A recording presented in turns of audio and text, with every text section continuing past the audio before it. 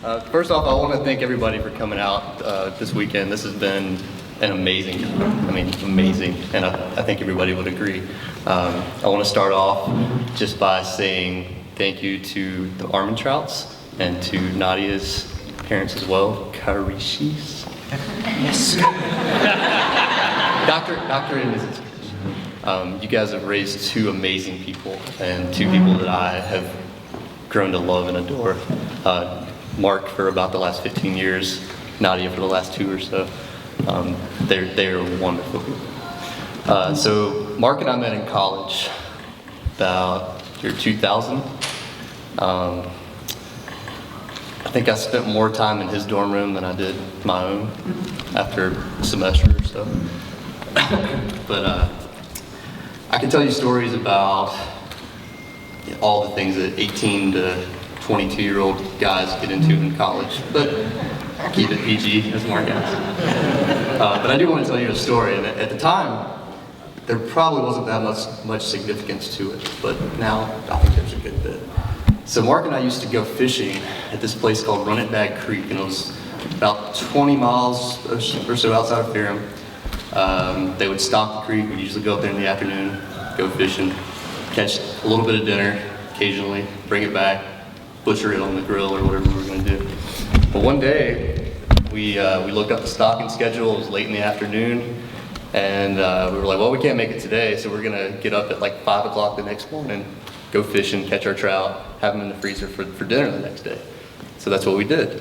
So we got up, what was it, 5:30, 6 o'clock in the morning.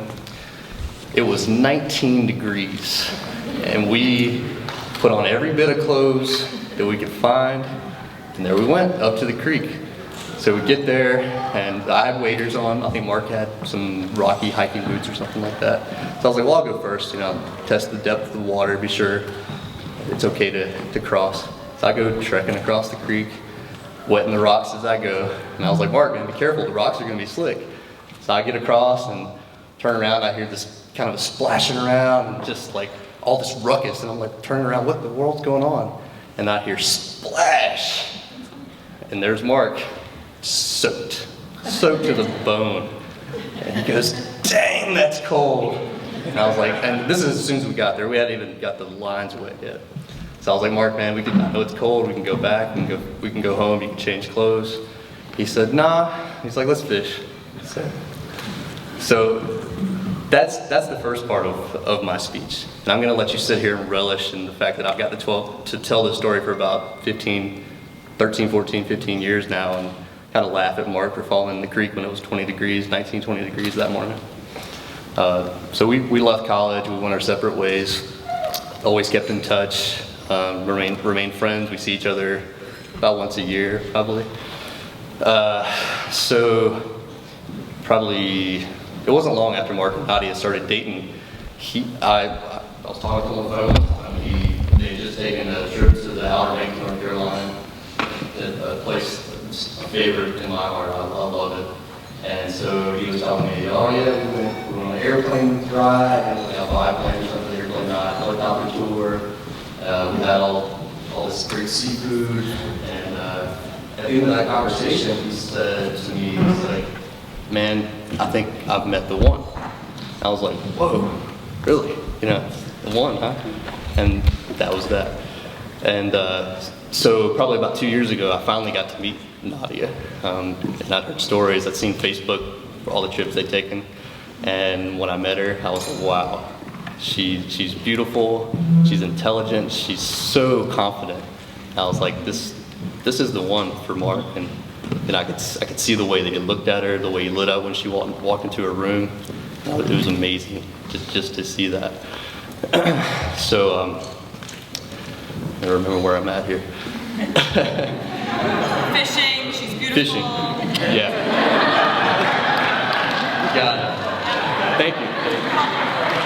So I said, I'm almost done. I said in the beginning that the fishing story didn't have that much significance to me at the time.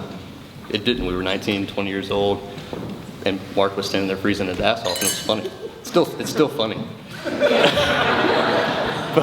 But the significance of it is he didn't give up. He didn't quit on me that day. He knew I wanted to go fishing. He stood beside me, freezing cold that morning, and we just sat there and fished.